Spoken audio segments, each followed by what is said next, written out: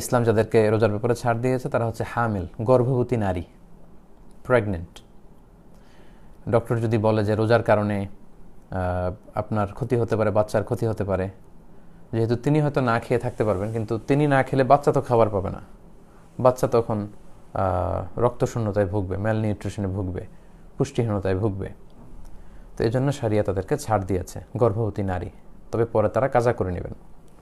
পাশাপাশি আল মুরদিয়া মানে breast feeding mother, যে মায়েরা দুধ খাওয়াচ্ছে বাচ্চাদেরকে, কারণ মায়েদের বুকে দুধ হয়, তারা সারাদিন যেটা খান সেটার পুষ্টি থেকে তাদের ব্রেস্টে দুধ আসে।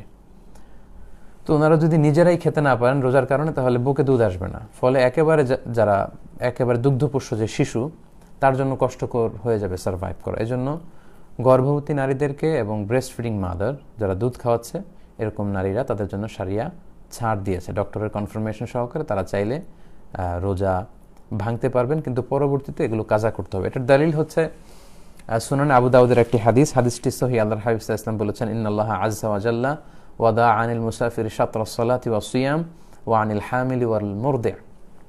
যারা সফর করে তাদের সালাতকে অর্ধেক করে দেওয়া হয়েছে, মানে তারা কসর পড়তে পারবে, এবং তাদের জন্য সিয়ামের ফ্লেক্সিবিলিটি দেওয়া হয়েছে। পাশাপাশি গর্ভবতী নারী এবং দুধ খাওয়াচ্ছে এমন নারীদেরকে শরিয়া ফ্লেক্সিবিলিটি দিয়েছে। আল্লাহ তাদের থেকে সিয়ামের বিধানকে লাঘব করে দিয়েছে বা নামিয়ে নিয়েছে, ফলে তারা রোজা ভাঙতে পারবে এবং পরবর্তীতে এগুলোর কাজা করে নিলেই হবে। কতগুলো রোজা ভাঙলো, জাস্ট এগুলো কাজা করে নিলে হবে ইনশাআল্লাহ। এরপর 9 নম্বর হচ্ছে আমাদের বোনদের যখন পিরিয়ড চলে, যাদের পিরিয়ড চলে, যেটাকে হায়েদ বলে আরবিতে, মেনস্ট্রুয়েশনাল পিরিয়ড চলাকালীন রোজা রাখা যাবে না, তাদেরকে ছাড় দেওয়া হয়েছে, তবে এগুলো কাজা করবে পরে। পাশাপাশি নেফাস যেটাকে বলে, আফটার বেবি ডেলিভারি পিরিয়ড অথবা পোস্ট পার্টাম পিরিয়ড যেটাকে বলে, বাচ্চা ডেলিভারি দেওয়ার পরে আমাদের মায়েদের বোনদের যে ব্লিডিংটা হয় লম্বা সময়, প্রায় 40 দিন, রমাদান মাস যদি ওই টাইমে পড়ে যায়, তাহলে এই সিয়ামগুলো তারা রাখতে পারবেন না এবং তাদেরকে ছাড় দেওয়া হয়েছে। কয়টা রোজা তাদের ভাঙলো সে কারণে তারা গুনে রেখে পরবর্তীতে এগুলো আদায় করবে। এর দলিল হচ্ছে সুনানে তিরমিজির হাদিস, বর্ণনা করেছেন আম্মা জান আয়েশা রাদিয়াল্লাহু তাআলা আনহা।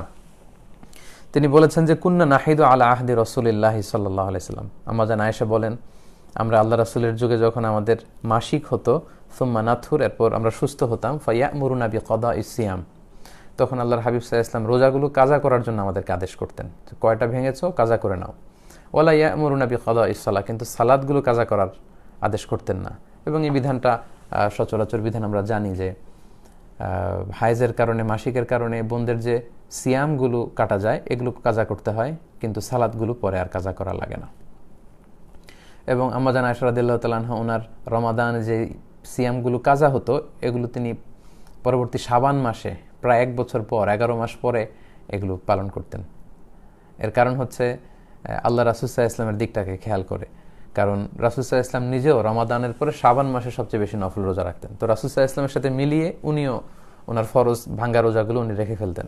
তাহলে হাজব্যান্ড ওয়াইফ আল্লাহ রাসূল সাল্লাল্লাহু আলাইহি ওয়াসাল্লাম এবং আম্মা জান আয়েশা দুজনে মিলে রোজা রাখছেন।